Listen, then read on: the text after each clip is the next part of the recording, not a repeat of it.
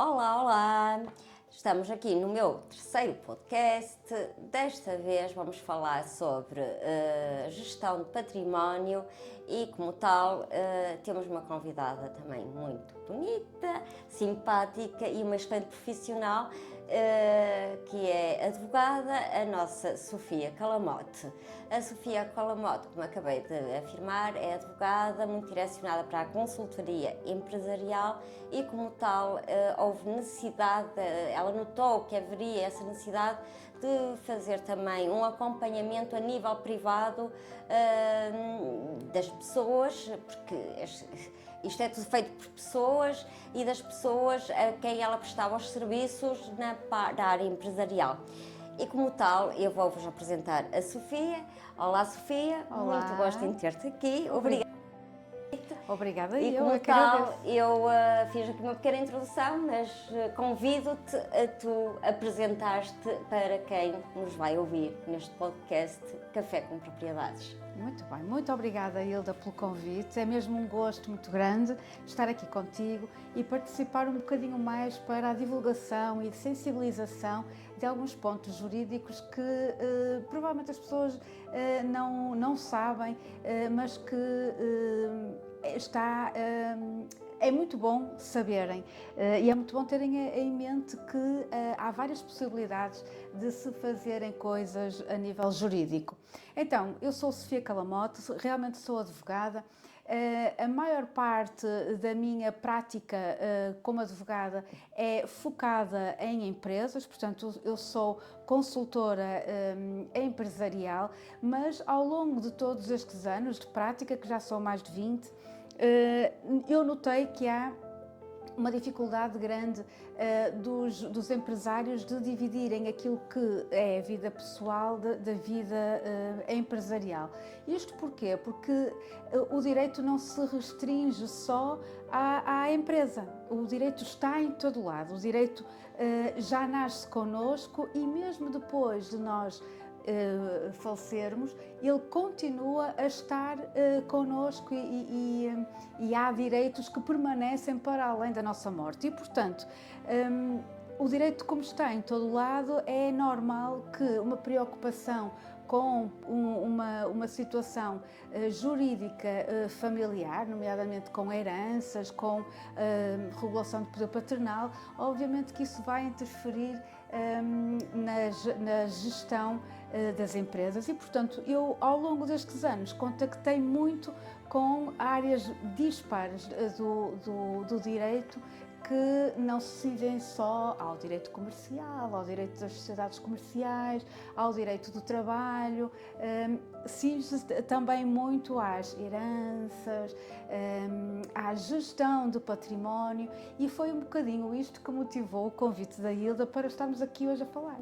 Exatamente, eu reforço, para além de todas as aptidões aqui da nossa querida Sofia, e dada a sinergia no que diz respeito à atividade que eu desenvolvo, não é? A gestora de investimentos imobiliários.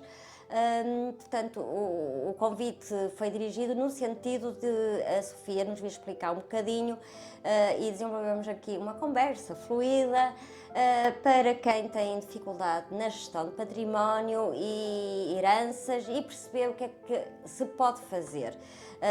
E, portanto, como tal, passo a expressão, bombardear aqui a Sofia com algumas questões que eu acredito que sejam pertinentes e vocês vão, com toda a certeza, absorver esta informação e vão perceber que não é um bicho-papão. Sim, não é. Pelo contrário, o direito existe para nós sabermos que ele existe e estarmos tranquilos quanto a isso. Portanto, é uma fonte de segurança e quase que de previsibilidade. Ora, se isto acontecer, já está previsto no direito, no ordenamento jurídico, então irá haver esta consequência. Isso dá-nos também aqui um alívio, não é? Um alívio, porque uma segurança. Não é à toa, não é? Isto não é uma coisa aleatória que acontece. Não, a maior parte das situações estão previstas e o saber que existe para uma situação, um determinado enquadramento legal é muito importante para todos nós, Claro. e é um alívio. É um livro, uma mais-valia. Uma mais-valia, sim. Preparada para as perguntas que tenho aqui preparadas para ti? Vamos para as bombas? Vamos às Então bombas. vamos a isso. Numa fase inicial, e para iniciarmos esta conversa, vou-te perguntar quem são os herdeiros legitimários. Muito bem. Numa família existe o pai, a mãe, os filhos e os avós, não é?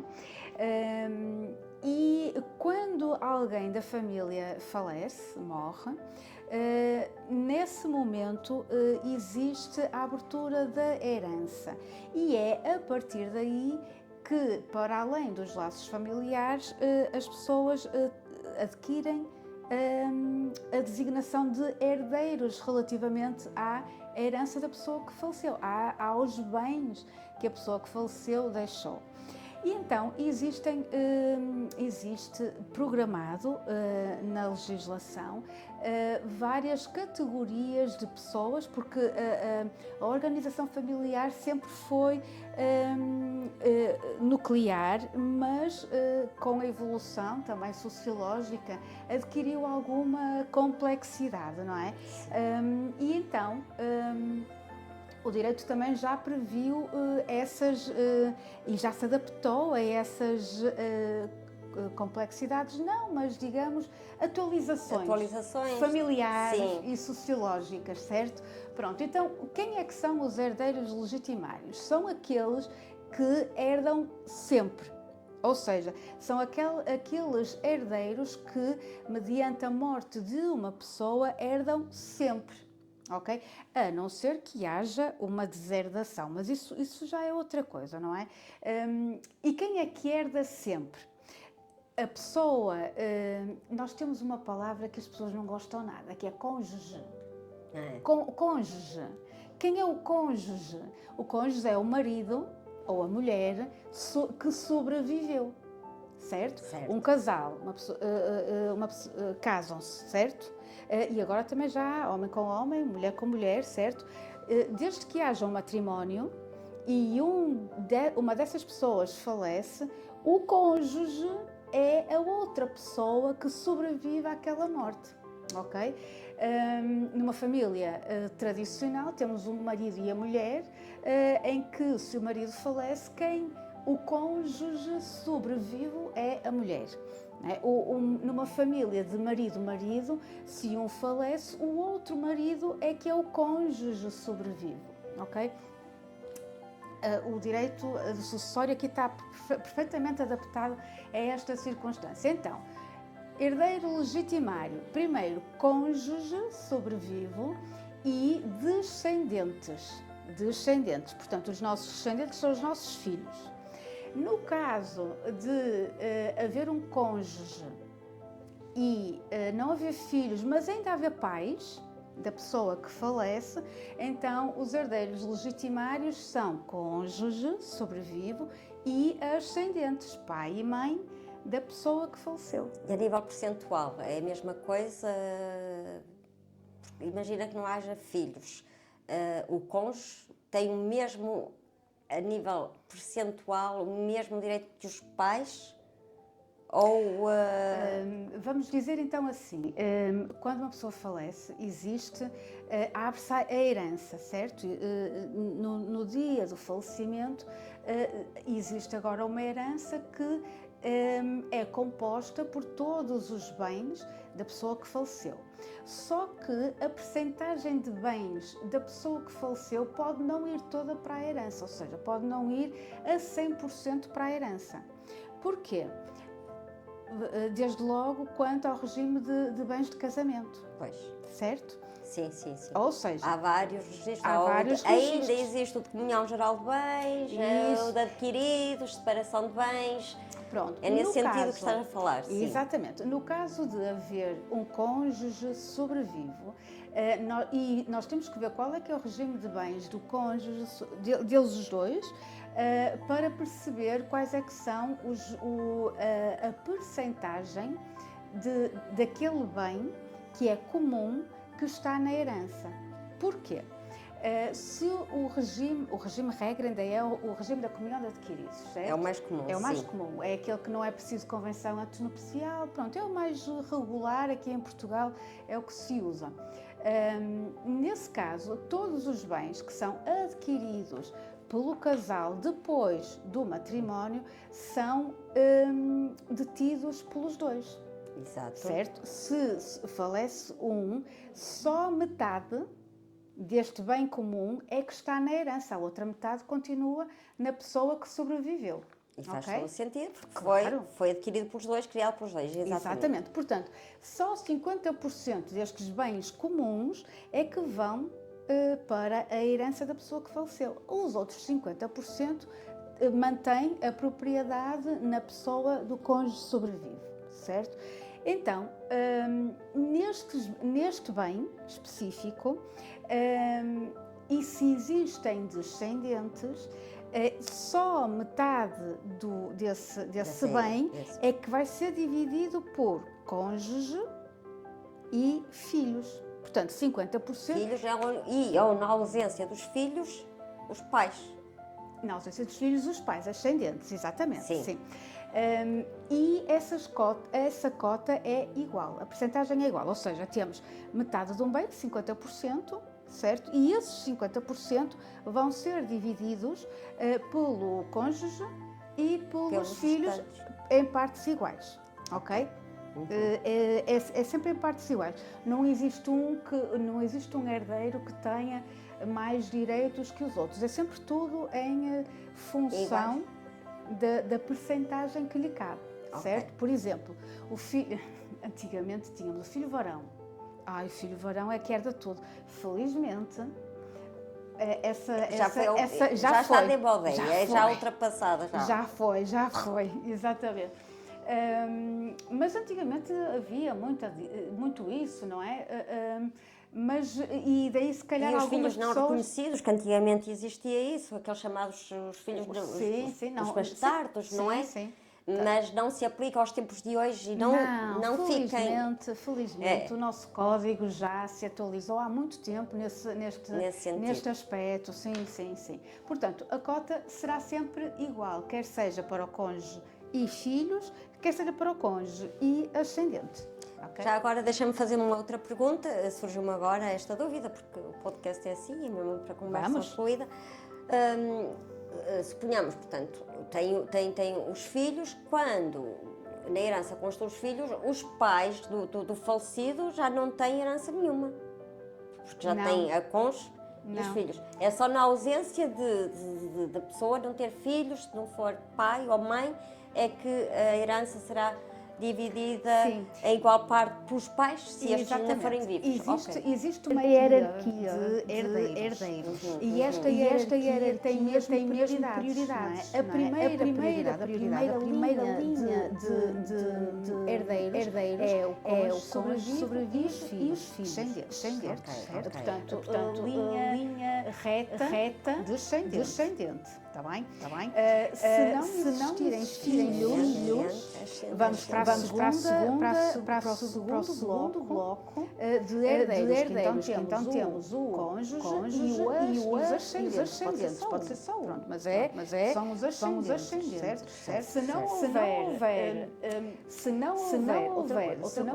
houver cônjuge, só houver filhos, será na mesma aos filhos. Sim. E faz todo sentido. Se não houver cônjuge e houver ascendentes, vai para os ascendentes, ok? Se não houver nem cônjuge, nem ascendentes, vamos começar as linhas colaterais, ok? Que são os sobrinhos, não é? Há muitas pessoas que não tendo filhos deixam as coisas para os sobrinhos e de facto tem o terceiro nível são os colaterais e afins. Colaterais, um bocadinho complexo porque os nossos termos familiares é difícil. Portanto, os colaterais são aquelas pessoas, por exemplo, primos, tios, sobrinhos, tudo é colateral, ou seja, não é na nossa linha reta, não é? Porque a nossa linha reta temos os nossos pais, temos nós, temos os nossos filhos, temos os nossos netos, temos os nossos bisnetos. Digamos que é assim uma linha vertical, não é? Sim. Para cima e para baixo. Pronto. Os colaterais fazem parte da família, imaginem uma árvore genealógica. Fazem parte da família, mas são assim, são os laterais, por isso é que é colaterais. Então o que é que eu tenho? Tenho os meus tios, que são irmãos do meu pai, e por isso eu sou sobrinha deles. Temos os meus primos, que são os filhos dos tios, e essas pessoas familiares também podem herdar, se não houver categorias de herdeiros nas duas primeiras categorias. Tenho clientes que herdaram tudo dos tios. Os tios não tinham já pais e não tinham filhos. E como tal, os 3 irmãos herdaram o património todo. Sim, são os colaterais. E depois, porque de facto as famílias também são alargadas, não é? E não é só o vertical, também são os horizontais. Temos os afins. O que é que são os nossos parentes afins? São aqueles que vêm para a nossa família por casamento. Portanto, imaginem assim, eu tenho um tio que é um irmão do meu pai, por exemplo, não é? É o meu tio, certo? O meu tio casou-se com a minha tia. A minha tia é a minha afim, por casamento. Por casamento, sim, certo? sim. Porquê? Porque se casou com o meu tio e entrou para a família por casamento. É a minha afim, ok? Sim. E daí que vieram os meus primos. Os meus primos são colaterais, é familiar, certo? Pronto. Mas há, por exemplo, sogros. Os sogros também são afins, não é? Porque eu, quando me casei, adquiri, não é bem esta palavra, é feio dizer que adquirimos, não é? Mas a nossa família cresceu. Cresceu porquê? Porque a minha família, por via do meu casamento, agregou parentes que vieram por via do casamento. Portanto, os pais do meu marido, os meus sogros, são meus afins. E eu, enquanto nora, ou enquanto genro, se for homem, enquanto nora, também estamos agregados à família dos meus sogros. E assim também cunhados e por aí fora. Portanto, os afins também podem herdar, não é? Também podem herdar. Pronto, isto aqui assim, foi assim uma volta um bocadinho grande, mas às vezes é difícil perceber estes laços. Lá está, mas isso é muito importante numa situação dessas, realmente falarem com uma pessoa entendida, contigo, que nos dará essas orientações todas, porque não é tão complexo quanto isso, mas tem as suas nuances, sim, portanto, exato. E daí haverem pessoas como tu, direcionadas também, para além da parte empresarial, direcionadas também para esta parte das heranças. Certo. Agora, feita a pergunta de quem são os herdeiros legitimários, eu tenho muita dúvida em relação a esta pergunta, porque em tempos idos havia os chamados filhos bastardos e eram desherdados, e as coisas vão mudando e a lei vai mudando, obviamente, e deveria se calhar mudar mais.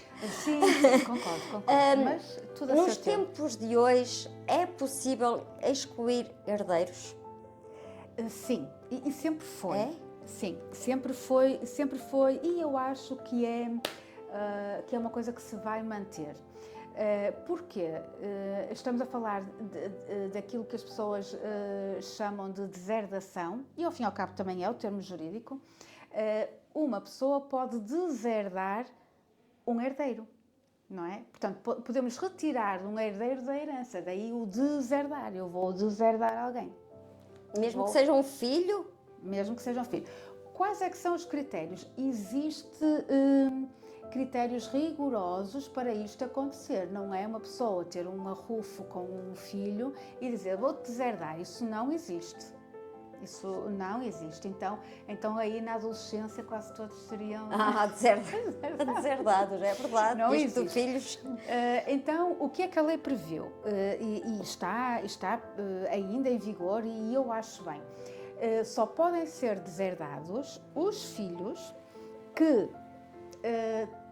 tenham sido condenados por algum crime ou tentativa de crime contra a integridade física da pessoa, Que vai deixar a herança. a herança, Ok. não é? Ou seja, se um filho aponta uma pistola ao pai e atira e por acaso e por sorte passou aqui no ombro, se vão para julgamento e ele é condenado porque houve evidências que de facto isso aconteceu, aquele pai tem motivos para deserdar aquele filho. Pode, não é obrigatório, mas pode. Portanto, está dentro dos critérios daquilo que é o critério de deserdação. E visto assim, faz sentido, não é? Sim, claro. Faz sentido. Faz. Outro motivo para o qual existe critério para deserdação é abandono e falta de assistência, nomeadamente alimentar. Sim. Faz sentido também, não faz? Sim, e vê-se muito disso, é uma verdade. Sim, faz. Mas faz sentido. O outro motivo é crime de maus tratos. Faz sentido também, não é? Claro. Pronto.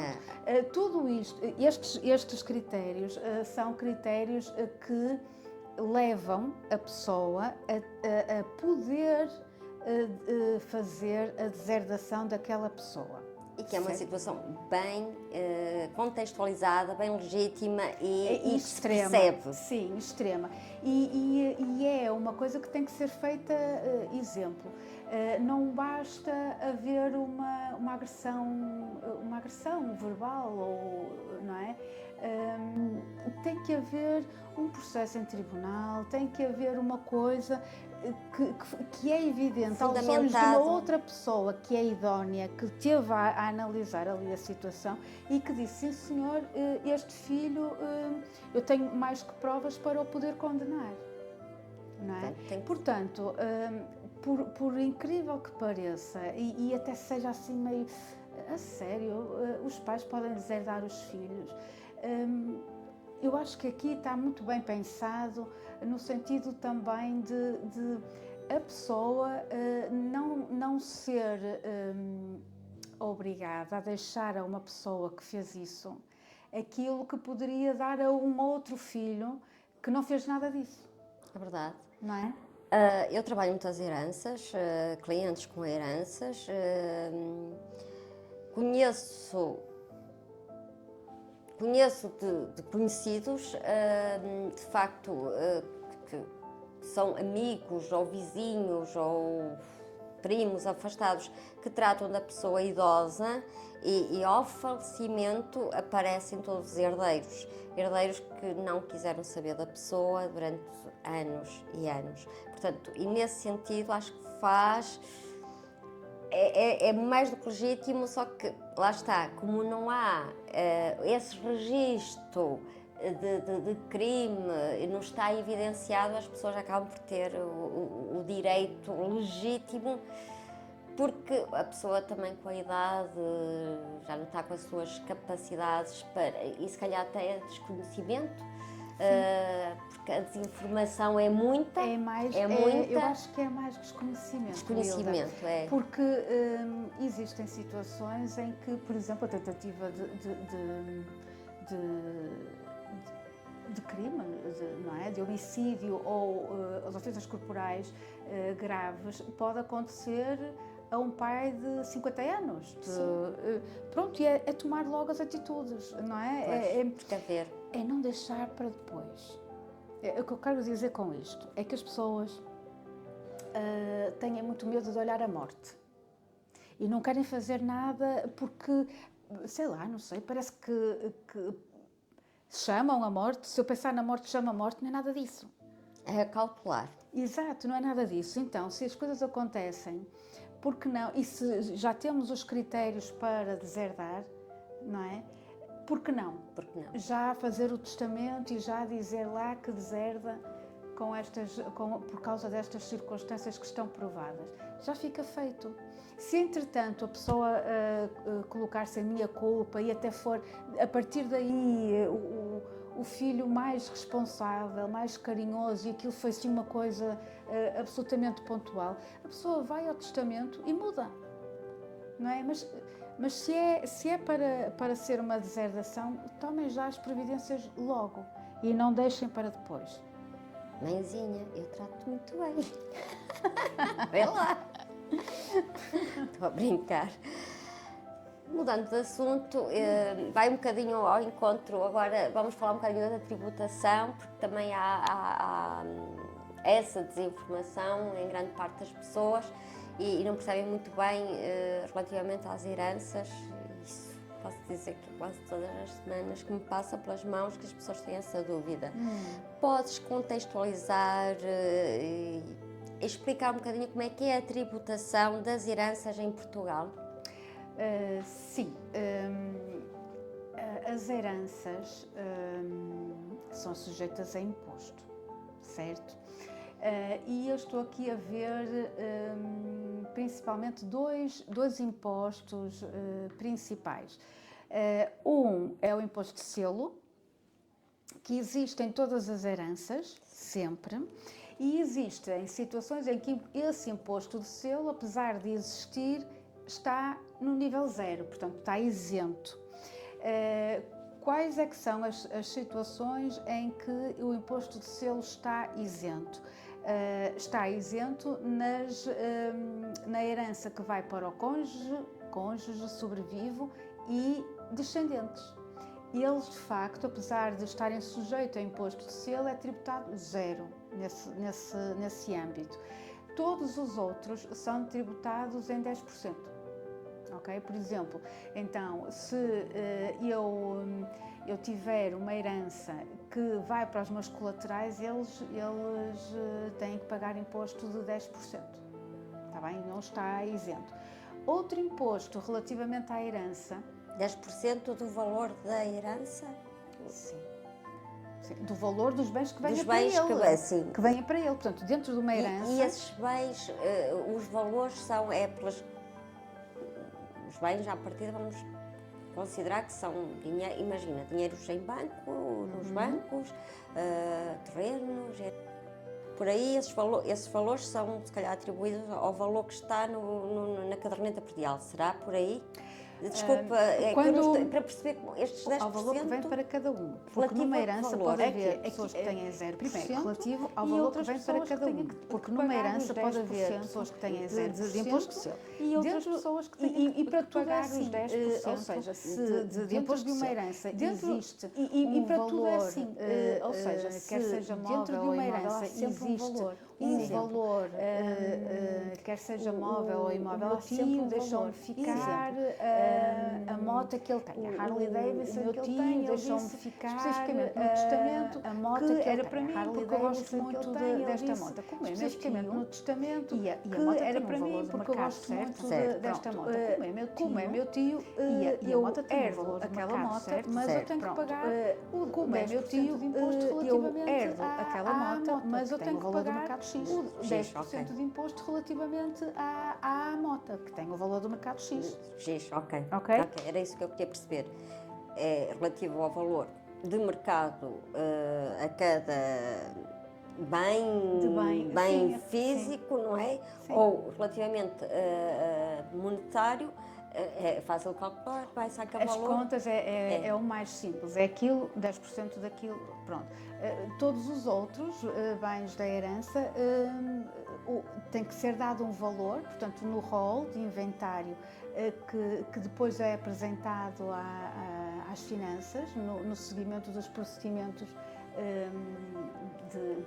de habilitação de herdeiros e tudo isso, relativamente à herança, é sempre dado a cada verba um valor.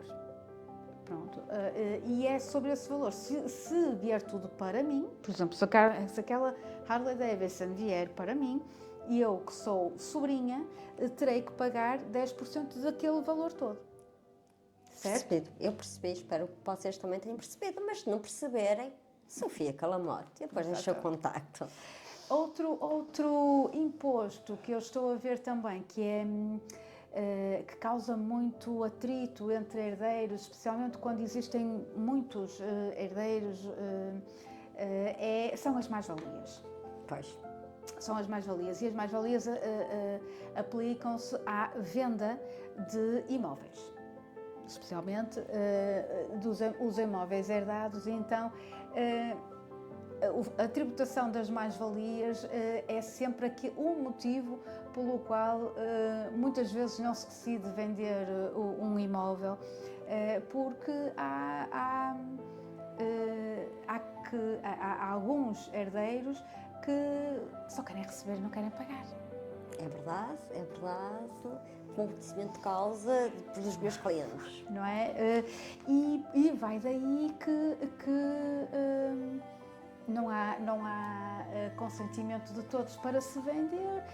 O facto de se pagar mais-valias também pesa bastante, então estamos aqui assim, uma coisa que deveria ser mais simples, uma coisa mais leve. Mais leve, pelo menos, estamos aqui assim a tratar, ao fim e ao cabo, de gerir um imóvel, porque não se vendendo, os herdeiros têm que o gerir. Não é? Certo. Imagina-se aqui uma casa, uma vivenda aqui na área do Porto, ou onde for. A casa precisa ser mantida, existem obras que têm que se fazer para preservar a casa, não é? Existem seguros que têm que ser pagos anualmente, como é evidente. Portanto, o próprio bem não pode estar assim, sabem aquela coisa dos antigos que é, deixa estar aí que está a valorizar? Não.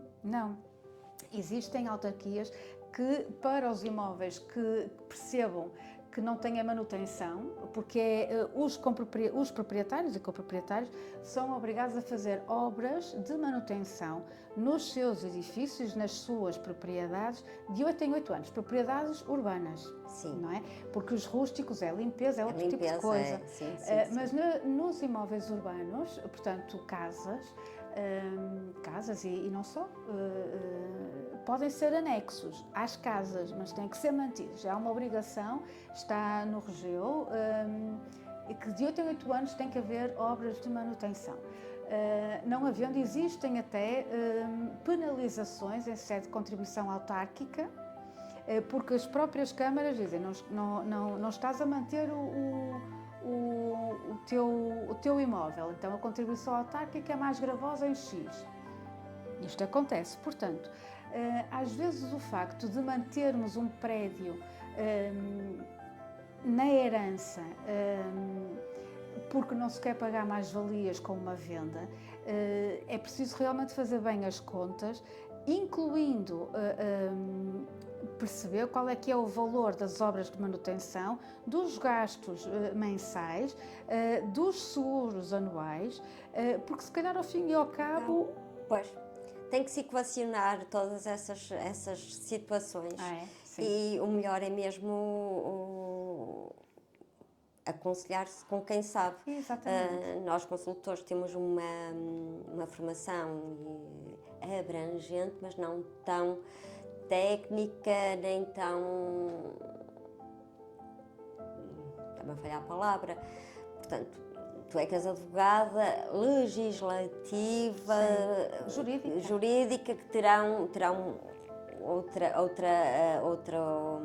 outro parecer muito mais fidedigno. Não quero dizer que os consultores não sejam, e esmeramos nesse sentido, sim. mas claro está que não percebemos de tudo, e daí fazemos também estas sinergias, e eu estar a fazer estes podcasts, e gosto de estar informada e estar rodeada por quem sabe e bem trabalha. A outra situação aqui, que também já ouvi falar, que tem a ver com a renúncia, se há a possibilidade de fazer a renúncia das dívidas. O que é que acontece a dívidas deixadas pelos falecidos? Sim, porque também herdamos dívidas, certo? Certo, Sofia? Sim. Quando é que existe uma herança? No dia em que uma pessoa falece. ok? Na data do óbito, é assim uma palavra assim difícil, mas é a palavra técnica. Na data do óbito existe a abertura ao fim e ao cabo da herança. É nesse dia, é com a referência a esse dia que se vai ver aquilo que a pessoa deixou. E o que é que a pessoa pode ter deixado?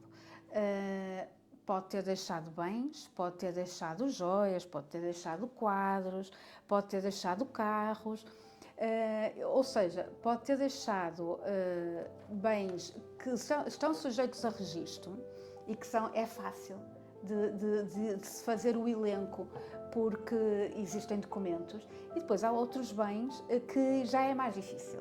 Não é? Joias têm que ser catalogadas, quadros têm que ser catalogados, têm que ser dado um valor, enfim.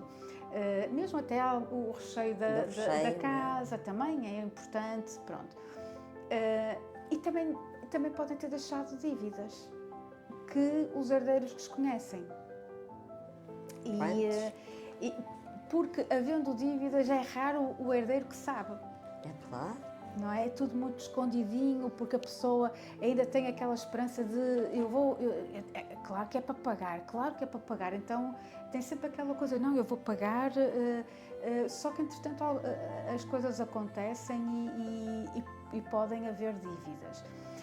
E a herança também são as dívidas, ou seja, vejam a herança como um balanço, se calhar é mais fácil assim de exemplificar. Um balanço tem o lado passivo, que são as dívidas, e tem o lado ativo, dos ativos, daquilo que se deixa, não é? Dos valores que se deixam. E a herança é constituída pelo ativo e pelo passivo, ou seja, aquilo que é bom e aquilo que é mau. Pronto. Os herdeiros têm 3 possibilidades. Ou recusam a herança, porque não é deserdação, sou eu que, sendo herdeira, digo, eu não quero nada, assim do género. Eu não participei quase na vida do meu tio, eu não quero.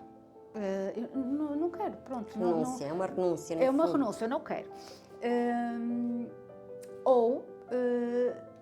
Eu aceito a herança. E agora, dentro do aceitar da herança, nós podemos ter 2 coisas. Ou aceito só e aceito tudo, certo?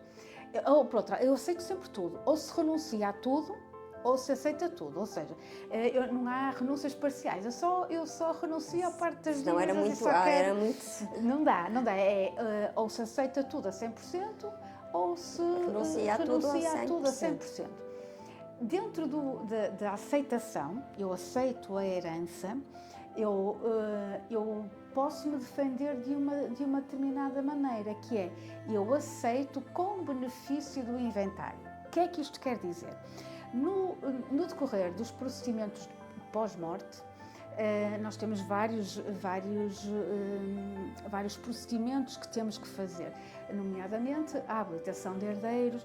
Temos que perceber se a pessoa que morreu deixou testamento, temos que abrir o testamento da pessoa, perceber, porque a pessoa pode fazer um testamento em que dá uma parte, que é a cota disponível, que pode dar para qualquer pessoa, pode dar para o padre da freguesia, pode dar para o vizinho, pode dar, enfim. Quem vai entender. A quem entender, porque isto sem beliscar a cota da herança dos herdeiros legitimários. É sempre uma partezinha da herança que está disponível para ele dizer a quem é que quer, a quem é que quer dar. E entendendo assim este global, eu que sou herdeira e que vou ser chamada à herança, eu posso dizer assim, ok, eu aceito, mas com o benefício do inventário. Isto o quê? Depois da habilitação de herdeiros existe a obrigatoriedade de entrega nas finanças do inventário do rol de objetos que compõem a totalidade da herança. Os imóveis, os móveis sujeitos a registro, os imóveis, as contas, os carros, os barcos, o que for. As contas bancárias, os quadros, as joias, tudo. E também nesse rol também está inventariado quais é que são as dívidas. Deve X à entidade tal, deve X ao fornecedor tal. Estão lá inventariadas também as dívidas. E o herdeiro o que vai dizer é: eu aceito com o benefício do inventário, o que quer dizer que o meu património pessoal não vai responder pelas dívidas daquela herança. Ou seja, o benefício do inventário é: eu aceito, mas a minha responsabilidade de pagamento de qualquer dívida está limitada àquilo que é o ativo da herança. E o que faz todo o sentido. Faz todo sentido, claro. Concordo completamente, claro. E faz todo o sentido. Claro, sim. E por falarmos em heranças e testamentos, queres-nos explicar qual é a diferença entre a herança legítima e o testamento? Já deste aqui Sim. uma aberturazinha, Ok, mas se sim. quiseres, e agradeço que expliques para que eu saiba também. Muito bem. E quem nos estiver a ouvir. Muito bem. Então, a herança vamos supor que é um bolo, aqueles bolos redondos, certo? E ao fim e ao cabo, a herança depois vai ser dividida, ou não, depois já vamos falar disso. Mas é divisível por fatias, ao fim e ao cabo. Eu tenho um bolo que pode estar íntegro, mas ele também pode ser dividido em fatias.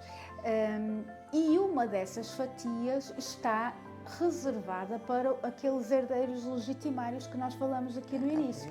Cônjuge sobrevivo e descendentes, cônjuge sobrevivo e ascendentes, ou então, não havendo nada disso, colaterais, certo? Certo. Uma cota-parte da herança está reservada para eles, mas a outra parte desta herança eu posso livremente dispor dela. E como é que eu dou a conhecer esta minha vontade de dispor daquela cota de herança que eu tenho liberdade de atribuir a alguém? Só pode ser com testamento. Não vale eu aqui dizer: ó Hilda, olha, estás a ver ali assim aquele serviço de chá da Vista Alegre, primeira edição da Vista Alegre, eu quero que este serviço de chá vá para ti quando eu morrer. Tem que ficar Não vale registado. isto não vale. Depois vens dizer aos meus herdeiros: olha, ela disse-me isso.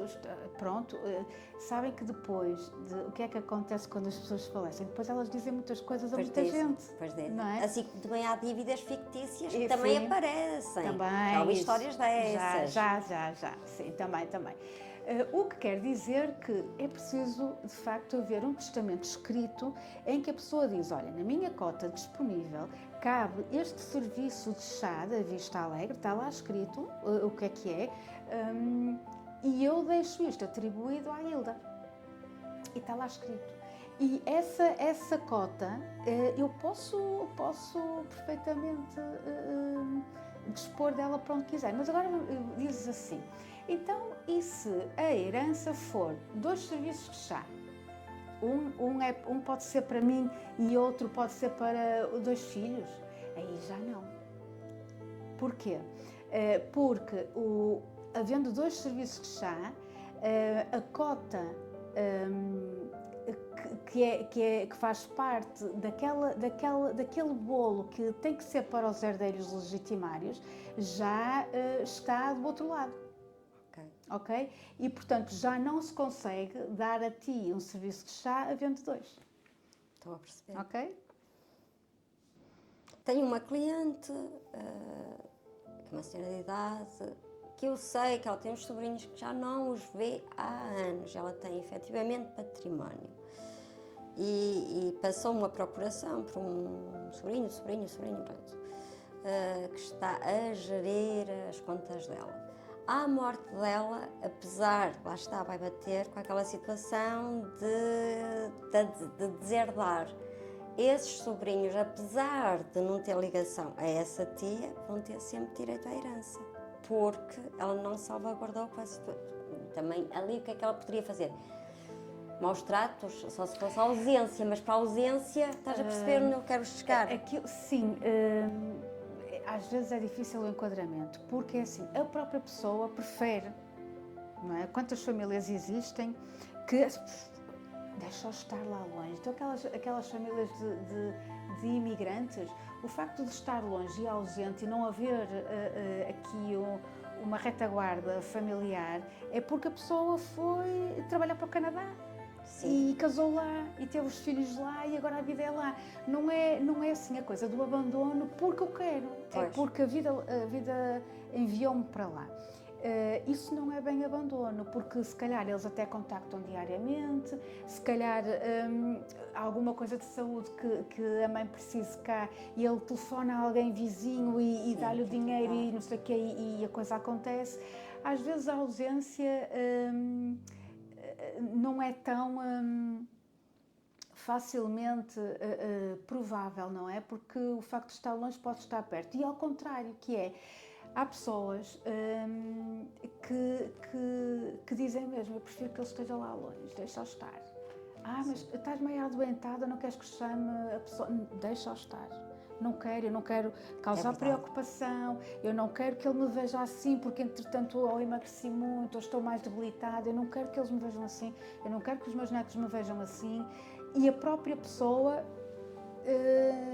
cria essa ausência. E, portanto, este conceito aqui é difícil, porque quase que depende de pessoa para pessoa. Há pessoas que são ermitas e que querem viver até à última a vida independente e da maneira que querem, fazer o que querem.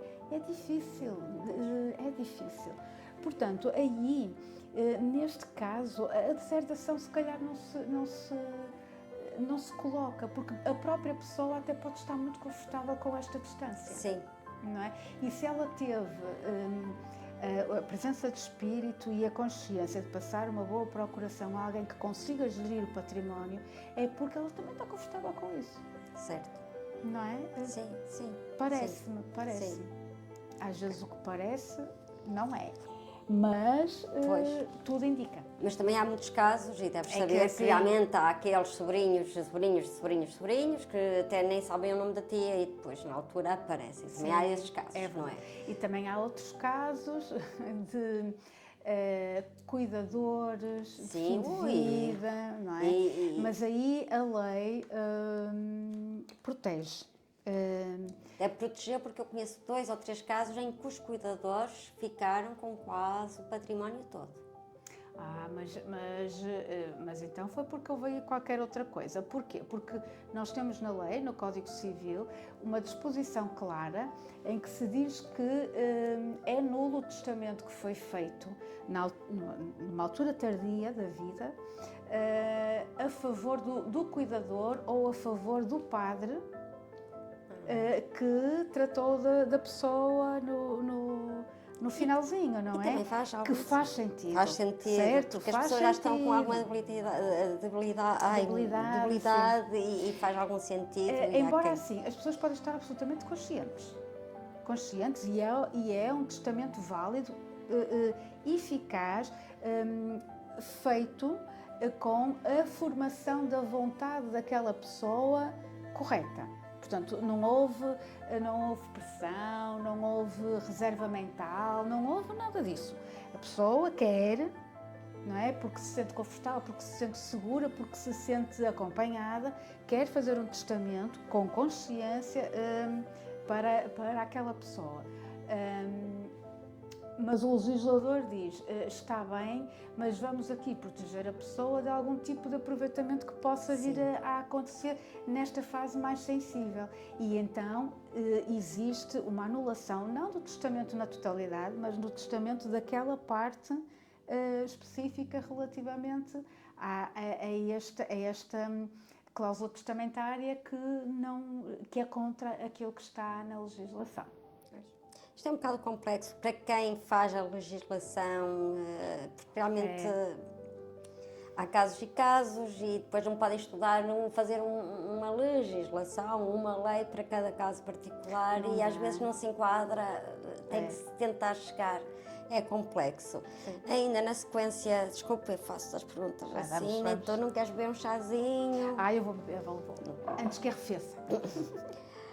Ou um café, que é café com propriedades. Com propriedade. Ainda na sequência da diferença da herança legítima e testamento, então a pessoa pode fazer doação em vida e colação. Então vamos lá explicar. Temos uma família nuclear, certo? Uma família com duas pessoas que assumem o poder paternal, não é? E temos dois filhos. Assim, o normal aqui, assim, que é o normal. nosso caso, aqui, não é? Sim, exatamente. Então, temos um casal e temos dois filhos. E o casal tem 3 casas, ok? 3 imóveis urbanos. E um filho vai casar. Okay? E o que nós dizemos é, ora bem, então, em vez de ele esperar que um de nós morra, ou que nós os dois falecemos, nós vamos lhe dar, ou vender, a casa. Porque é agora que ele precisa, não é? É agora que ele precisa. Ele vai se casar, precisa de uma casa, então pelo menos a gente sabe que está aqui perto, enfim, aquelas coisas, não é? Podemos doar ou podemos vender. Certo? Não, mas vou falar do doar. Vamos doar este bem ao filho, aquele filho que se vai casar. E fica feito. E, entretanto, os anos passam, os pais envelhecem e falecem os dois, ok? Quando se abre a herança, aquela casa que foi dada ao filho, certo? Vai ser chamada à colação. O que é isto? Presume-se sempre que uma doação de pais a filhos seja feita sempre por conta da herança. Portanto, isto é um adiantamento daquilo que irá ser a herança. E, portanto, nós vamos doar-te uma coisa que mais cedo ou mais tarde irá ser para ti, só que agora fica contigo. Só que... E dentro deste exemplo, nós tínhamos 3 casas, uma foi doada em vida, as outras 2 não é? Seria injusto para o outro filho, não é? Que aquela casa tenha saído do património dos pais, não é? Porque ele não teve necessidade, por exemplo, porque acabou por acompanhar os pais na casa de morada deles e não lhes foi dada nenhuma casa. Então, o que é que nós vamos fazer aqui? Nós vamos buscar o valor da casa doada e vamos colocá-lo na herança. É isto que é o chamar à colação.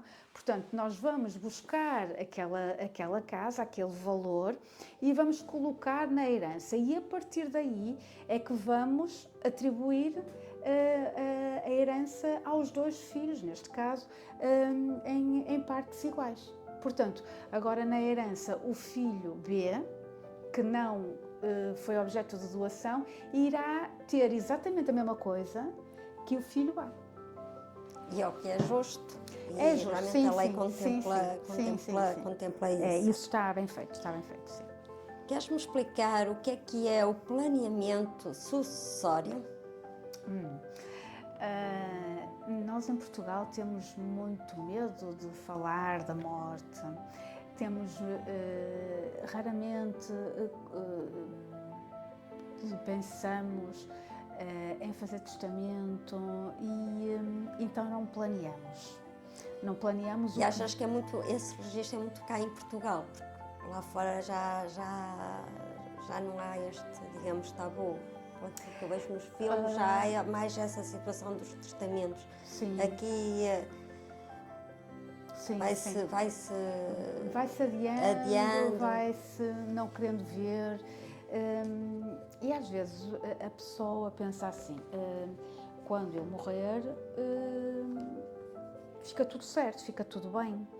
Até pode ficar tudo bem para a pessoa que morre, não é? Mas os herdeiros ficam com uma situação que não foi clarificada, que não foi organizada, e há muitos conflitos que até poderiam ser evitados se nós nos acautelássemos. Eu não estou a dizer que vamos prever a nossa morte, eu estou a dizer é que era interessante nós planearmos aquilo que podem vir a ser, planear / prevenir aquilo que pode vir a ser problema jurídico para os nossos herdeiros. E ao fim e ao cabo, os nossos herdeiros são as pessoas que a gente gosta, não é? São os nossos filhos, são os nossos pais, é o próprio marido, não é? Ou a mulher, ou enfim, eles ficam cá, não é? Então eu proponho aqui assim uma mudança de paradigma, eu gostava muito.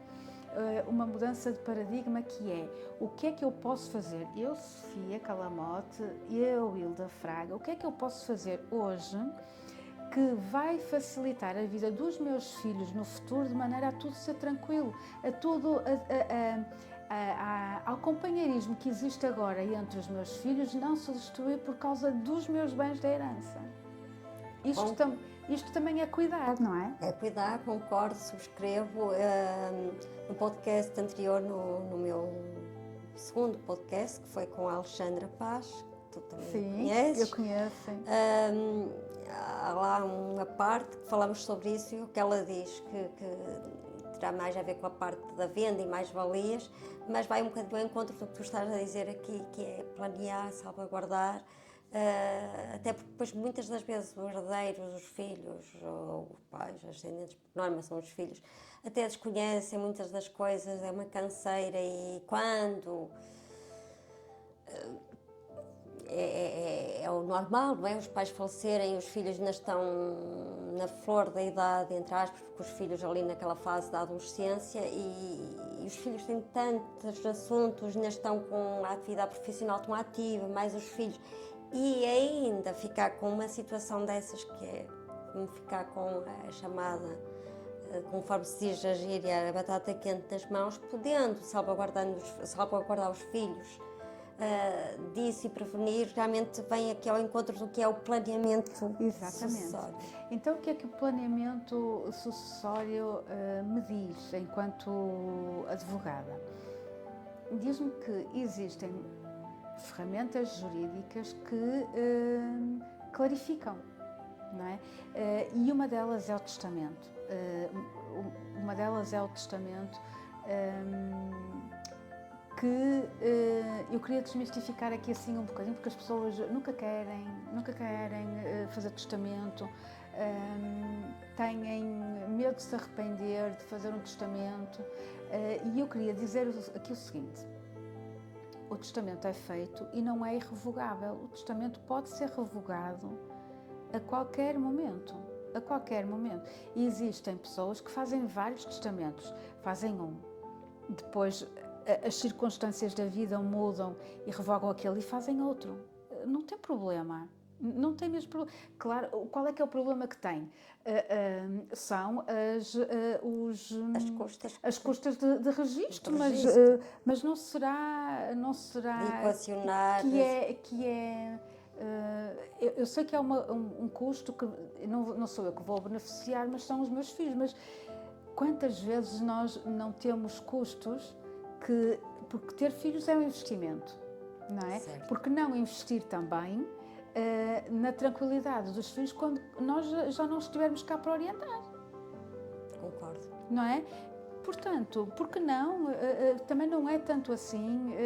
E se for para alguém assim difícil pagar o emolumento da conservatória, porque não ir juntando, quando tiver, ok, vamos mudar aqui o testamento, porque eu acho que é importante mudar, porque as circunstâncias mudam e porque faz-me mais sentido aqui, desta maneira. Exemplo, uma avó teve outro neto.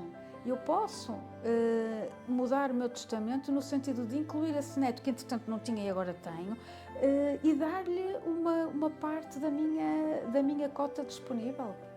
Sei lá, uma coisa significativa. Se for uma menina, um brinco, whatever. Por que não? Sim. Vale a pena. E eu sei que quando eu não estiver cá, aquele testamento vai ser cumprido, é simples. E o testamento não serve só para eu dizer a quem é que eu quero atribuir a minha cota disponível. O testamento também serve para eu dizer qual bem é que eu quero atribuir ao meu filho. Sim. Exemplo, eu tenho 2 filhos e um gosta da cidade e outro gosta do campo. Ou praia, pronto. E eu tenho 2 casas, uma na cidade, outra no campo. E eu pego e escrevo lá, a casa da praia vai ser para o filho tal e a casa da cidade vai ser para o filho tal. Se houver alguma situação de conflito, está ali o testamento a dizer, não vale a pena, está aqui. Está aqui.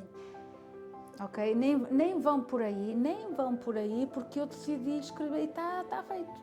Está feito. Não gostam, vendem, mas está feito, é assim. Pois. Em Portugal ainda não existe de facto muito essa, não a falhar a palavra, essa cultura. O hábito. O hábito. O hábito de prever. E de prever. Ainda temos muito esta coisa de, é o que eu digo. Deixar para amanhã, o que se pode Deixar fazer para amanhã hoje, e depois. quando eu for, pronto, fica tudo resolvido. Fica tudo resolvido para mim que vou. Digo, pensamos nós, não é? E também dá muito aquele discurso, e quando morrer, os que ficarem cá, que tratem. Que tratem. Mas não é... Porque não tratarmos nós também, ou pelo menos orientarmos. E não é só a nível de testamento. Existe uma outra ferramenta que é muito importante, que pode ser utilizada, é sempre utilizada enquanto nós estamos cá e às vezes em situação limite. E por que não nós não fazermos isso? Chama-se testamento vital. O testamento vital... essa eu não sabe. Não conheço. Quase ninguém sabe. Portugal é pioneiro do testamento vital. Ainda por cima. Ainda por cima. Então, o que é o testamento vital? O testamento vital é, em tudo parecido com o testamento, em que eu deixo indicação relativamente à minha saúde, o que é que eu quero que alguém faça se eu ficar numa situação vegetal, se eu ficar ligada às máquinas, se eu de alguma maneira ficar com uma doença incurável e o que é que eu quero que me façam ou que não façam, não é? O que é que eu quero que não me façam? Isso depende de pessoa para pessoa, obviamente tem lá muitas alíneas. Isto é um testamento que se faz junto dos centros de saúde. Centros de saúde, sim, nós vamos ao nosso centro de saúde, pedimos dizemos que queremos fazer um testamento vital. Nem todos os centros de saúde ou USFs têm esta espécie de cartório, não é? Mas eles indicam onde é que marca-se e vamos. E depois tem lá aquelas cruzinhas, o que é que eu quero, exemplo, eu não quero que me reanimem se eu estiver nestas circunstâncias, coloca-se lá a cruzinha. Eu não quero receber transfusões de sangue, porque põe-se lá a cruzinha. Eu não quero, tem lá muitas coisas. E é no centro de saúde, porquê? Porque há lá muitas coisas que nós até nem sabemos. O que é que isto quer dizer? E as pessoas explicam, ok? Nesse testamento vital, nós também podemos nomear um procurador de saúde, que é aquela pessoa que, no caso de eu, ter assim uma doença degenerativa e já não conseguir comunicar, é aquela pessoa que vai me acompanhar porque sabe quais é que são as minhas instruções no testamento vital. Será nomear o teu porta-voz, no fundo. Exatamente, é um procurador, só que para a área da saúde. Muito bem. Uhum. Desconhecia, é a primeira vez que estou a ouvir falar. Pronto, este testamento depois é registado e fica disponível no sistema informático do Ministério da Saúde.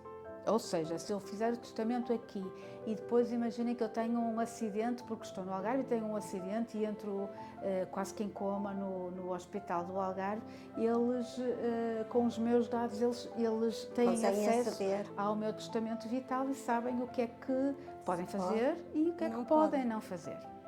Okay? Interessante. Este testamento é válido por 5 anos e depois podemos ir renovando, ou então alterar, manter e pronto, tudo isso. Que também é importante, não é? Também é importante porque se eu não quiser ter uma vida vegetal e que me mantenham viva só porque sim, eu tenho o direito de pegar e dizer, eu não quero, desliguem. Não é? Isso também é planear, e isso também evita muitos conflitos e dá descanso também, porque a pessoa que está ao nosso lado sabe que, por muito que lhe custe a ela, está a cumprir uma vontade que nós quisemos, não é? E também, ao nível dos filhos, um pode concordar e outro pode não querer. E eles têm apenas só que aceitar. Pronto. Passei por um processo desses, mas desconhecíamos, vai fazer 25 anos, passei por um processo desses. Mas o testamento vital mas não tem 25 anos. Mas o por testamento acaso vital correu é bem mais porque achamos que seria à vontade da pessoa. da pessoa que diz muito e pronto, já adiante. Exatamente. Mas desconhecia e realmente faz todo o sentido, porque vai ao encontro da vontade da pessoa em causa e respeitar o que ela quer. Exatamente. Estás bem? Estou. Queres mais um bocadinho de chá? Vamos. Queres fazer uma pausa? Vamos.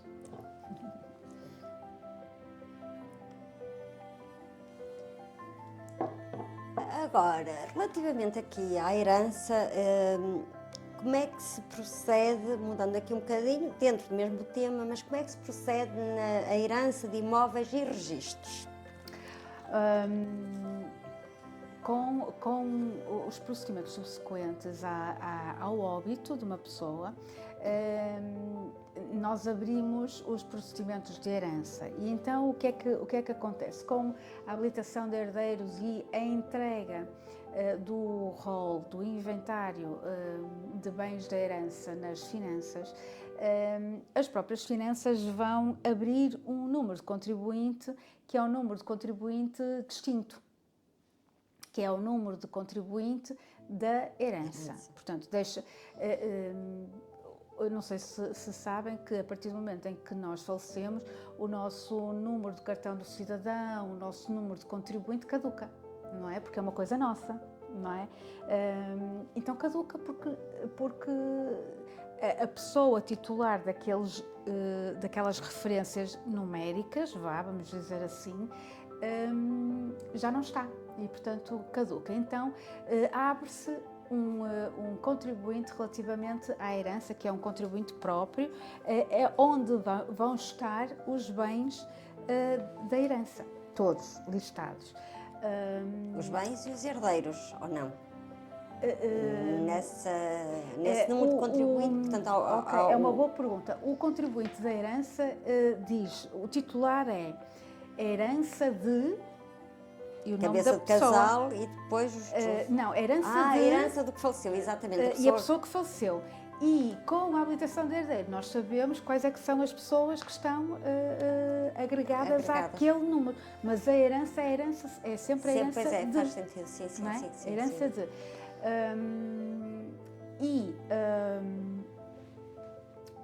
isso é uma coisa a nível da herança e da contribuinte. E depois, relativamente aos registros, aos respectivos registros. Relativamente aos registros e com a entrega do rol, nós vamos ter que atualizar os registros. Porquê? Vamos imaginar aqui uma coisa muito prática. Naquele exemplo que dei há bocado, da Harley Davidson, ok? Eu tenho um legado, porque o meu tio deixou-me especificamente aquela Harley Davidson. E aquela Harley Davidson tem um documento, que é o documento do veículo, não é? Pronto. Então o que é que eu vou ter que fazer? Depois desse bem estar na herança, certo? Eu vou ter que o retirar e colocar naquela Harley Davidson o meu nome, ou seja, vou ter que ir com os documentos da herança à conservatória automóvel e mudar o nome da pessoa, do titular daquele bem, para o meu nome, ok? Pronto. Isso aplica-se aos bens móveis e aos bens imóveis a todos, não é? Isto aplica-se aos os bens... registros, eu estou-me a referir aos registros. Isto aplica-se aos bens de herança partilhada. E vamos aqui talvez entrar numa outra situação, que é a herança pode ser indivisa ou não. Vais não ao é? encontro da pergunta que te ia fazer a seguir, ok. já. Neste caso do legado e da Harley Davidson, ok? E ele deixou-me um legado, é uma coisa à parte, aqui a herança é uma coisa objetiva, certo? Então eu só tenho que dizer à conservatória, senão não me deixam, não é? Claro. À conservatória dizer, olha, é por morte desta pessoa, tenho aqui os documentos todos e eu sou a pessoa a quem ele destinou, então vamos proceder aqui à mudança do titular do livrete daquela Harley Davidson, ok? Que é uma coisa à parte, estamos a falar de legado, não é? De um legado. Agora, todos os outros bens da herança, a herança pode ser indivisa. O que é isto? A herança indivisa é um nome técnico para aquela herança que não é partilhada, certo? Nós temos o tal bolo, aquele bolinho que falamos há bocadinho, e este bolo é suscetível de se partir em fatias ou não. Se não se partir em fatias, o bolo está ali, não tem fatias e, portanto, está num todo. Okay? Sim. Esta herança é o que nós chamamos em direito herança indivisa. Porquê? Porque apesar de eu ser herdeira, a Hilda ser herdeira, eu tenho uma cota parte daquele bolo, a Hilda também tem uma cota parte do bolo, mas a gente não sabe bem qual é que é. Porquê? Porque não foi determinado qual dos bens é que seria para mim, ok? Vamos supor que agora a gente pega e parte em fatias. Vamos aqui supor que para ser mais fácil, temos um bolinho e sou só eu e a Hilda e, portanto, nós a partir o bolo é partir em metade, porque não há testamento, não há legados, não há outros herdeiros, só há nós as duas, certo? Então nós vamos partir o bolo irmamente em metades iguais. A Hilda tem a dela e eu tenho a minha. O que é que vem para a minha parte? Imagina que temos 2 casas, 2 carros e uma trotinete, por exemplo. A trotinete que não é um bem sujeito a registro, mas uma moto, que já é bem sujeito a registro, ou um barco. Nós vamos dar valor a tudo, certo? E a Hilda diz, olha, eu gosto mais desta casa, posso ficar com ela? E eu digo, ok, podes ficar. E eu fico então com esta, que é outra que, pronto, fico com esta, certo? Os valores são equivalentes, ok, tudo certo. Eu posso ir registar esta casa no meu nome, retirá-lo da herança e registar no meu nome, passo eu a ser a proprietária, certo? A Hilda, na casa dela, também faz a mesma coisa. Portanto, nós retiramos daqui da herança uma parte que é nossa. Então, depois temos 2 carros e um barco. Foi isso que eu disse, não foi? 2 carros e um barco. Então, começaste com a trotinete, depois o barco. O barco, então. Aqui temos uma coisa que ou vai para um lado e a outra fica sem ele, ou como é que se faz, não é? Então o que é que nós podemos fazer? Aqui há várias possibilidades. A Hilda diz, eu gosto muito do barco, quero ficar com o barco. Todos os bens foram dados o seu valor, certo? E eu disse, está bem, fica tu com o barco, que eu até enjoo, até fazes... É um favor que me fazes. Leva lá o barco, trata lá bem dele e não me convides, se faz favor, que é para eu não enjoar. Só que depois ficamos com 2 carros e então aqui o valor já está um bocadinho desequilibrado. Lembram-se que é 50% para cada uma.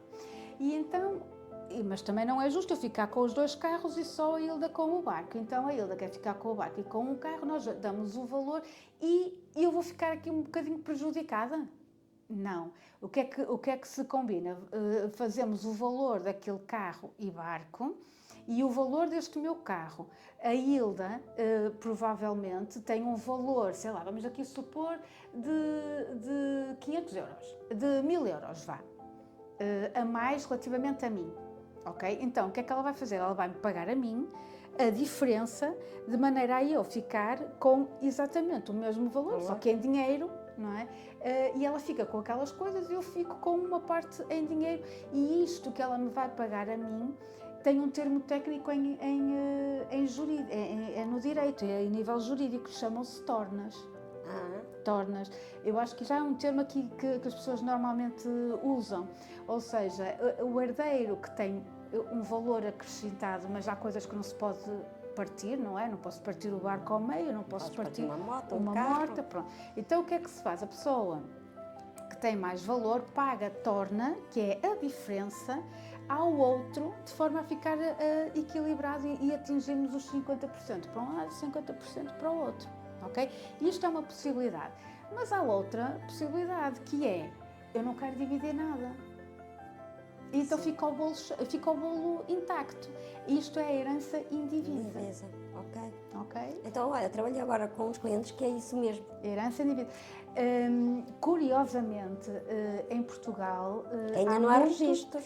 Ainda está nessa herança desses meus clientes, ainda não está registado na conservatória, só tem a habilitação e os testamentos. Ok. Portanto, e eu não sabia que se chamava herança indivisa. Herança indivisa. E agora, perguntam-me, então, mas isso é herança indivisa? Tem um prazo, não tem? Não tem prazo. Há heranças indivisas que têm 20 anos. Pois. E quem é que administra essa herança? O cabeça de muito casal? bem, muito bem. Na habilitação de herdeiros existe uma figura que é a cabeça de casal. O que é que se faz na habilitação de herdeiros? Na habilitação de herdeiros... Desculpa-me interromper-te, só porque também, porque já me disseram e também gostava que me esclarecesses na sequência, e assim explicas logo. O cabeça de casal é nomeado o irmão mais velho, por norma, mas não tem que ser necessariamente o irmão mais velho. Não. Pronto, ok. Não. Era para depois também contextualizar um bocadinho e explicar. Sim. Ora bom, então, quando se abre uma herança, a primeira coisa que tem que se fazer, existe um prazo para se fazer, a partir do momento em que existe um óbito, que são 90 dias, que é a habilitação de herdeiros. A habilitação de herdeiros é um documento que se faz... agora existem os balcões das heranças e, portanto, podem lá fazer tudo, é muito simples. Muito simples, bom, não é muito simples, mas pelo menos é prático. E agora, pode-se fazer esta habilitação de herdeiros nos balcões das heranças, que é uma coisa mais prática. O balcão de heranças, explica-me, o balcão de heranças, nas finanças? Não, é dentro da conservatória. Okay. E dentro da conservatória existe, nem todas têm, é preciso ver onde é que as há. Existem balcões específicos para heranças, em que nós podemos fazer a habilitação de herdeiros, podemos apresentar o rol de bens que fazem parte daquela herança e, inclusive, até já podemos fazer partilha. Olha, desconhecia. Podemos fazer. Ou seja, em vez de irmos às finanças, fazemos tudo ali. Exato, por isso é que se chama o balcão das heranças. Não é necessário fazer tudo, mas pode-se fazer tudo lá. E nessa habilitação de herdeiros, o que é que nós dizemos? Dizemos quem é que são os herdeiros da pessoa que faleceu. Portanto, vamos levar o elenco das pessoas que são os sucessíveis, não é? E só se coloca os herdeiros legitimários, portanto, cônjuge e filhos, cônjuge e pais, ou descendentes, cônjuges descendentes. e pais, sim. No caso de algum filho já ter falecido,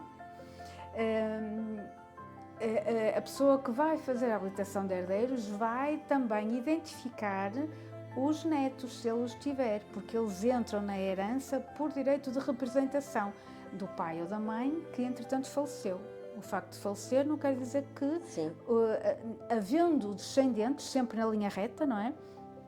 Havendo descendentes, eles assumem a posição do pai ou da mãe que, entretanto, já não estão. Isso é o que se faz na habilitação de herdeiros. Para além disso, na habilitação de herdeiros vai ser nomeado aquilo que se chama cabeça de casal. O que é que o cabeça de casal vai fazer? É ele que vai fazer a gestão do património da herança. Exemplo, se temos duas casas ou um terreno, cabe ao cabeça de casal fazer, por exemplo, no terreno, a limpeza anual do terreno, na altura certa, pagar os impostos relativos à herança, enfim, é ele que tem esta gestão, ok? Sim. Quem é que é o cabeça de casal? O cabeça de casal também está explicitado a nível de legislação quem é que será sempre o cabeça de casal, e também é como aos herdeiros, havendo um é este, não havendo é este e por aí fora. Então, o cabeça de casal o primeiro é o cônjuge sobrevivo, e acho que faz todo sentido ser o cônjuge sobrevivo. E o cônjuge sobrevivo pode ser cabeça de casal, assim, para as pessoas assim mais idosas. Existe uma parte no Código Civil relativa às sucessões que diz que o cabeça de casal pode ser substituído por outro herdeiro legitimário se atingir os 80 anos. Porquê? Porque os 80 anos, de alguma maneira, o legislador achou que poderia ser ali assim uma barreira de idade em que ou a pessoa já não tem mais disposição, ou já não tem tanta destreza, ou já não quer saber de algumas coisas, e então isto não é automático, não é chegar ali aos 80 anos e tem que passar para outro, não é. Há pessoas com 90 e muitos que continuam e estão ali e mandam fazer isto e mandam fazer aquilo, e a limpeza do terreno, e toma lá isto para poderes pagar ali a contribuição autárquica, excelente. Mas tem aqui esta possibilidade em termos de idade. Não sendo o cabeça de casal, mas vamos supor que, entretanto, o cabeça de casal foi-lhe diagnosticado, sei lá, um Alzheimer, uma doença neurodegenerativa que o impeça de ter destreza para levar a cabo esta gestão corrente. Podemos nomear outra pessoa como cabeça de casal, e neste caso será a pessoa seguinte será o filho / filha, porque antigamente era só filho. Filho / filha mais velho, ok? Mas o filho mais velho, pronto, isto é só uma coisa indicativa, porque tinha que ser alguém, não é? Tinha que ser alguém. Mas imagino que a filha mais velha ou o filho mais velho até mora no Canadá, ele pega e diz: olha, é melhor não ser eu, porque não vai dar, as coisas não vão correr bem, porque eu estou aqui e vocês não estão lá. Pode ser o filho seguinte, ok? Ou pode-se nomear alguém que possa gerir, através de procuração, como tu disseste que tinhas aquele caso, não é? Sim. Gerir todas estas questões, porque todos os bens precisam de ser mantidos, não é? Mensalmente, anualmente, e então, não havendo aqui assim um cabeça de casal, que é o representante, o que representa todos os outros, sim. Terá que haver aqui assim um procurador. Muito bem. Ok? O cabeça de casal pode vender os bens só porque é cabeça de casal? Não. O cabeça de casal está mandatado para gerir aquela gestão cotidiana, não é? Para pagar a luz, pagar a água, mandar limpar o terreno, pintar a fachada, modificar ali a caleira, colocar outra, se for o caso disso. Portanto, estas questões aqui as manutenções, assim, cotidianas, do dia-a-dia. Do dia-a-dia, ok, pode fazer tudo. Poderá haver uma conta relacionada com a herança, em que todos lá colocam ou deixaram lá ficar algum valor já para dar para todas estas coisas, e a pessoa que gere o cabeça de casal, sei lá, mensalmente ou 6 meses, mostra as contas aos restantes herdeiros, mas não pode praticar atos de alienação. sem que os outros todos estejam de acordo. Por exemplo, nomeadamente no caso da venda de bens imóveis, é mesmo preciso todos estarem presentes. Não há ninguém em Portugal que faça uma venda de um imóvel de herança só com um. Pronto, Pode ser só com um, mas esse um tem que ter procuração de todos. Pronto, era uma pergunta que te ia fazer a seguir mas ainda antes dessa pergunta, há aqui uma questão. Eu sei, até porque passei por uns clientes meus agora há bem pouco tempo, mas até para todos os outros saberem, pode-se vender um imóvel em herança e indivisa antes de partilhar? Pode, claro que sim, claro que sim que pode, claro que sim que pode. Claro que sim. E agora até tem aquela vantagem da mais-valia, não é? Se existir um imóvel em herança em divisa que é vendido, então eu posso ter um benefício a nível de mais-valias, que antes não tinha e que agora posso ter. Sim. Já sabia que ia ser, até porque passei agora há bem pouco tempo. Portanto, nenhum herdeiro pode vender a casa sem conhecimento dos outros e estarem todos presentes, a não ser que sejam representados por procuração. Um herdeiro pode usar sozinho um bem de herança, exemplo, viver no imóvel herdado? Ok, vamos então. Sim, pode, mas se todos estiverem de acordo. Isto não é assim uma coisa que todos têm que estar de acordo Mas tem que haver algum documento que registre em que não estão todos de acordo. Esse documento tem que ser registado ou reconhecido com a assinatura do notário, do solicitador? Eu aconselho. Aconselho. Eu aconselho, sim, aconselho. Porque isto pode ser motivo de discórdia, não é? E de problemas no futuro. Porquê? Vamos supor que eu tenho um apartamento T2 aqui na Avenida da República está lá, sei lá, o meu irmão. Está lá o meu irmão a morar. Ok, nós dissemos que sim, mas foi de boca. No entretanto, o cabeça de casal recebeu uma boa proposta para vender aquele apartamento, só que está lá o meu irmão a morar. O meu irmão, como nós foi de boca, não é? Não tem como dizer, documentar-se. Exatamente. Portanto, é bom que se documente e é bom que também, eu acho, as pessoas paguem alguma coisa por estarem, porque é muito... Definirem ali um valor muito entre usual. Os herdeiros. Exato. É como se fosse uma renda.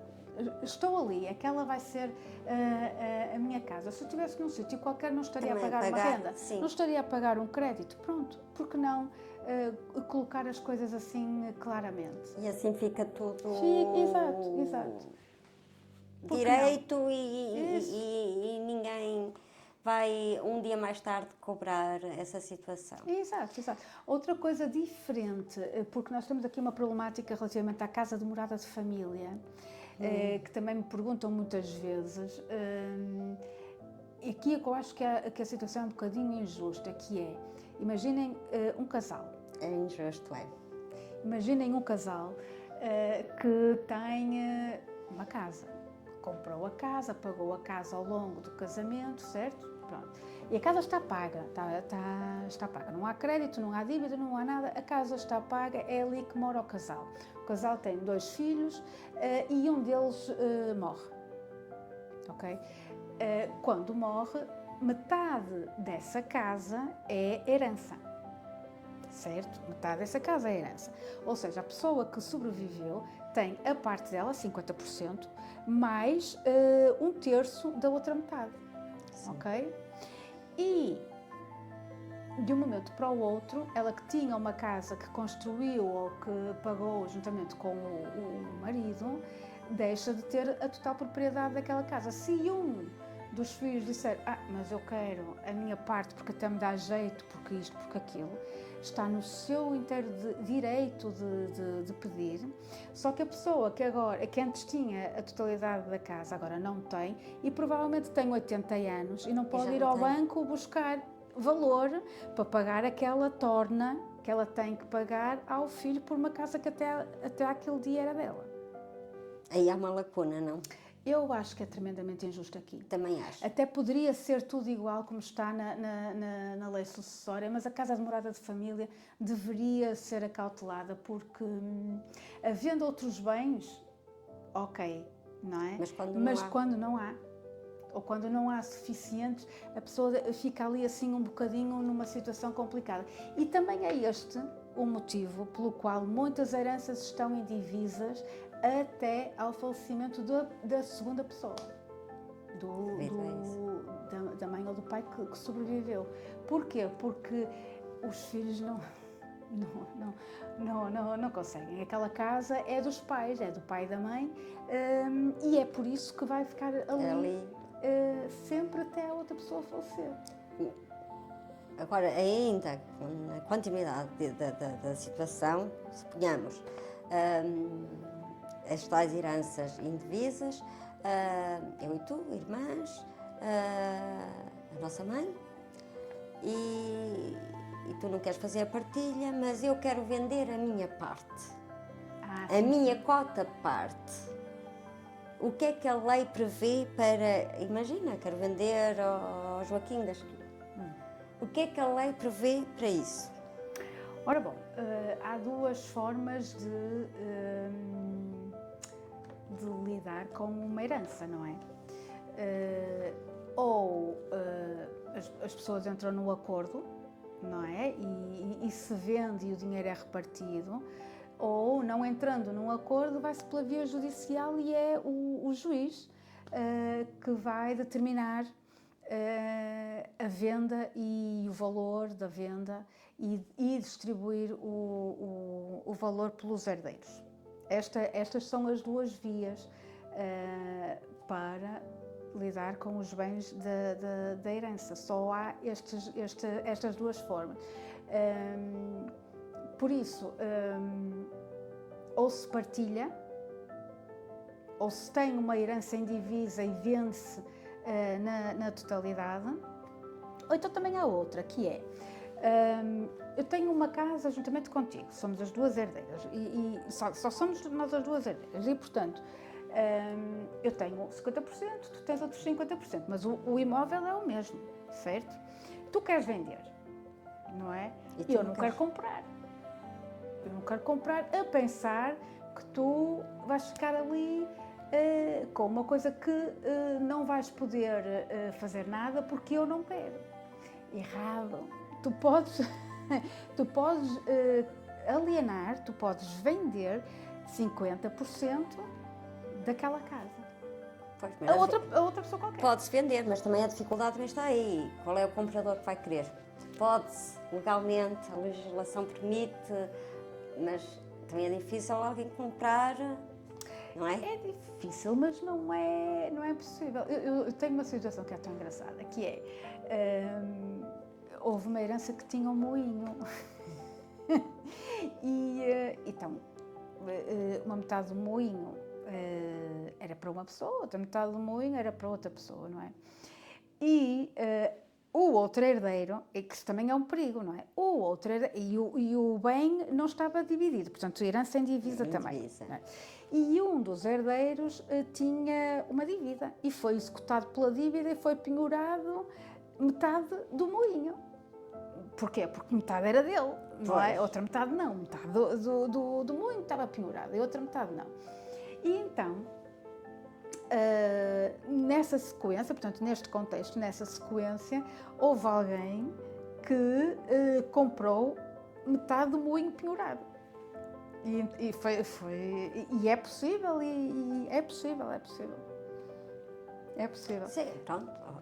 É possível e faz-se, não é comum. Não é comum. Não é e é esquisito para o outro Dizer, então agora já não é ele, já é outra pessoa, mas quem é esta pessoa? Eu não conheço Não lado conheço nenhum, não é? Mas efetivamente isso aconteceu. Aconteceu e pode acontecer. E pode acontecer. E depois, às vezes, a comunicação entre herdeiros é mais difícil, dada a proximidade, dada a história familiar comum, dada muitas coisas, não é?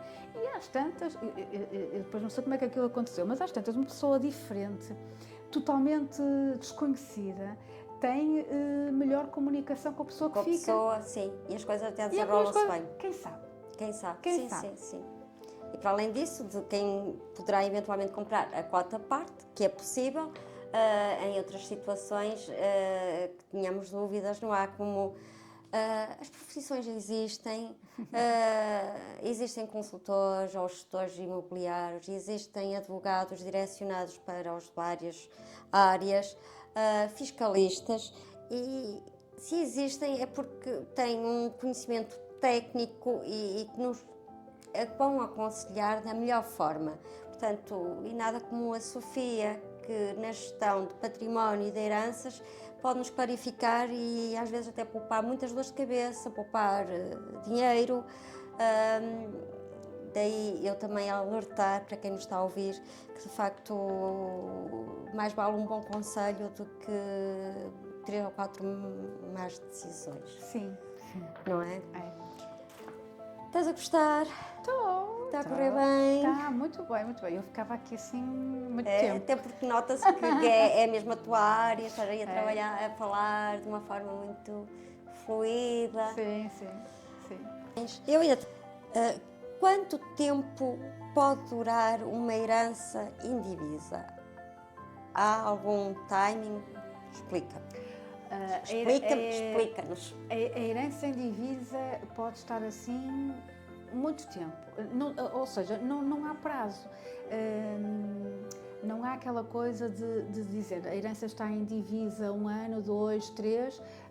Para já, houve assim uma movimentação, mas ainda não está espelhada na lei. Pode ser que, se calhar, daqui por pouco tempo as coisas possam mudar, mas o que é certo é que, para já, a herança pode estar em divisa o tempo todo. Sendo certo que aqui existe, de facto, aqui uma movimentação do legislador no sentido de mudar aquilo que está. Portanto, realmente, brevemente, poderemos ter aqui assim uma alteração relativamente aqui a isto. Já ouvimos falar que a herança só pode estar em divisa até 2 anos depois da morte da pessoa que deu origem à herança. Mas o que é certo é que... Ainda não há um timing. Não, exatamente. Mas esta informação, se calhar, daqui para o mês que vem, já poderá aqui haver assim alguma mudança. Mas, em todo o caso, para já... estar atentos e consultar aqui a Porquê? Sofia. Porque até agora existem heranças indivisas com 20 anos. Pois, não é? O que é realmente notável, porque uma pessoa que gera o património, que até nem é dele, não é assim, vamos dizer assim, estão a ver assim um condomínio, ao fim e ao cabo é isto, o cabeça de casal é o gestor de um condomínio, que neste caso é a herança. Porquê? Porque todas estas gestões diárias e mensais está na disponibilidade de uma pessoa e que acaba por ser, digamos que, cansativo, não é? E lidar com muitas coisas e lidar com um património que precisa necessariamente de ser olhado, não é? E as pessoas têm também as suas vidas profissionais e dependendo daquilo que for a herança, há heranças que dão mesmo muito trabalho. Muito. Eu até acho que já na minha área e lido também com muitas heranças, com quem eu falo normalmente é com o cabeça de casal, e há heranças e há vendas muito complexas e os cabeças de casal têm muita dor de cabeça. Eu às vezes até acho que é um bocadinho injusto, acho que deveriam ter um bocadinho mais da cota parte, porque que só para as dores de cabeça que tem, Sim. porque se gasta-se dinheiro para ir às finanças, ir à conservatória, ir à Câmara, o tempo. E tudo. E às vezes os outros herdeiros não são gratos pelo trabalho que é desenvolvido por cabeça de casal, que efetivamente é muito. É muito, sim, É sim. muito, Dependendo da herança, Sim, é depende trabalhoso. da herança. Alguns terá que ser assim uma preocupação quase que diária, não é? Porque agora é uma coisa, porque agora é Agora é outra. outra. Não é? Há pessoas que têm um cronograma, não é? verdade. Para não falhar nada, porque depois de falhar alguma coisa, É verdade. não é? A responsabilidade é de quem está a gerir, é como se fosse um condomínio. Nós temos um condomínio, se falhar o pagamento da luz das zonas comuns do condomínio, a quem é que nós vamos todos telefonar? À administração do condomínio. É exatamente a mesma coisa aqui, trazida para... É uma boa analogia entre para a uma herança. coisa e a outra. É exato, Para a herança, exato. então, há mesmo responsabilidades com prazos que têm que ser realmente cumpridas. É verdade. Sim. E os rendimentos da herança indivisa também. Quem é o responsável? Como são tributados? É a mesma coisa como uma herança já partilhada ou. Não sei se estás a perceber a minha pergunta. Sim. Portanto, há uma herança que é indivisa. A tributação é igual, à partida não, vai ser tributada aos herdeiros todos à herança indivisa. Exatamente. Podes-me... Os rendimentos da herança serão depois distribuídos pelos herdeiros em função da percentagem que cada um detém na herança, porque pode não ser igual, não é? As percentagens podem não ser iguais. Por exemplo, entre cônjuge e filhos não é igual. Não é isso. No caso de bens de meação, o cônjuge tem mais percentagem do que os filhos, certo? Embora seja apenas assim uma parte, metade do bem é que é a herança. E isso também é complicado, porque imaginem assim a seguinte situação: temos uma quinta, com animais, com produção, com estufas, imaginem assim uma quinta que produz mirtilos, não é? A quinta é dos dois, um falece, não é? Metade da gestão dessa quinta e mais um bocadinho da outra metade é da pessoa que continua cá, e a outra metade é gerida pelo cabeça de casal, que até pode ser outra pessoa qualquer. Pode não ser o cônjuge, porque ele pode pegar e dizer não quero, e vai para o outro, não é? Então acaba por ser muito, muito confuso qual é que é a distinção entre metade mais um bocadinho que é da outra pessoa e que o cabeça de casal não tem que fazer a gestão dessa parte, porque o cabeça de casal só gera a herança. É difícil, é mesmo muito difícil para o cabeça de casal interligar tudo, não é? Isto é apenas só um exemplo. É só um exemplo. É só apenas um exemplo, para vocês verem que realmente é complexo. E relativamente a dívidas, como se tratam as dívidas do falecido numa herança indivisa? Ainda vamos aqui para a indivisa. Numa herança indivisa, havendo dívidas, as dívidas existem sempre, não é? No caso de alienação ou de venda de um imóvel ou de algum bem, as dívidas têm sempre que ser primeiro pagas, liquidadas antes do que quer que seja. E só depois, com aquilo que sobrar, é que se distribui pelos herdeiros. Sofia, não me ocorre mais nada, não sei se tens mais alguma situação que queiras esclarecer. Se calhar aqui novamente sensibilizar para não deixem para os outros. Tudo o que vocês puderem decidir e planear agora, o momento é agora, nunca é daqui por 10 anos, é agora. Planeiem agora para, primeiro, a vossa voz poder ser ouvida mesmo depois de não estar cá e todos os vossos familiares perceberem o que é que vocês querem e não se ensarelharem. Porque quanto mais se ensarelharem, mais trabalho eu tenho. Eu não me importo, mas não há necessidade. Não há necessidade. Eu gostaria aqui de mudar o paradigma, porque é muito mais agradável nós entrarmos numa herança com a gestão já feita e sermos só conselheiras jurídicas, assim do género, se fizer assim tem mais este benefício, se fizer assim tem mais aquele. Assim é que é bom, e não estar a gerir conflitos que se eternizam por muito tempo.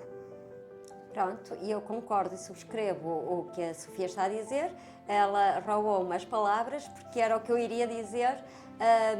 É a tal velha máxima do planeamento, que há quem seja um organizador nato e muito fidedigno e organizador, portanto, no planeamento, e há aqueles que são um bocadinho mais... fica um bocadinho mais a leste, mas de facto o planeamento e planear a nossa vida pessoal, profissional, em todos os sentidos, faz sentido, e como tal, aqui na gestão de património e de heranças, trouxe a Sofia Calamote, que portanto é uma expert advogada nesse sentido. Vou deixar também depois aqui no rodapé ou mesmo dentro do vídeo o contacto, e alguma dúvida não hesitem em contactá-la, que ela terá todo o gosto. E no que diz respeito à venda de imóveis, contactem-me a mim, que também terei todo o gosto. E fica aqui a ressalva que, e se me permitires, eu e a Sofia vamos também fazer aqui uma sinergia de... Estão a falhar? Sinergia de gestão de património relativamente a heranças. Portanto, uma sinergia de gestão de património relativamente a heranças. Eu tenho heranças e, se assim os clientes entenderem, eu passarei o contacto da Sofia, e é uma mais-valia que nós agregamos aqui ao cliente, e novidades para breve. Até à próxima com Café com Propriedades, e muito obrigada por nos ouvir. Obrigada, Sofia. Obrigada, e tomem este café, faz bem. Adeus.